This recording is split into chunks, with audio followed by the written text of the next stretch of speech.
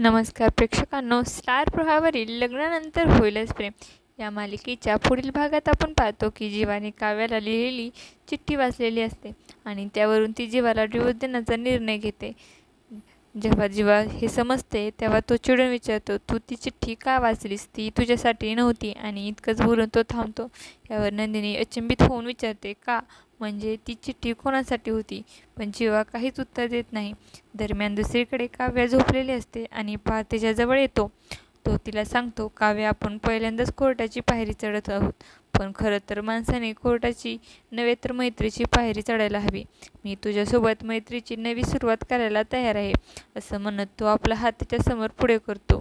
तेवढ्यात अचानक जोरदार वीज कडकते आणि त्या क्षणी काव्या पारचा हात धरते. पार्थ स्वतःशीच म्हणतो, माझं उत्तर मिळालं. आता आपण दोघं मिळून आपल्या लग्नाला दुसरी संधी देऊया. पुढच्या भागात काव्या पार्थ त्यांच्या नात्याला दुसरी संधी देतात का, हे पाहणं उत्सुकतेचं ठरणार आहे.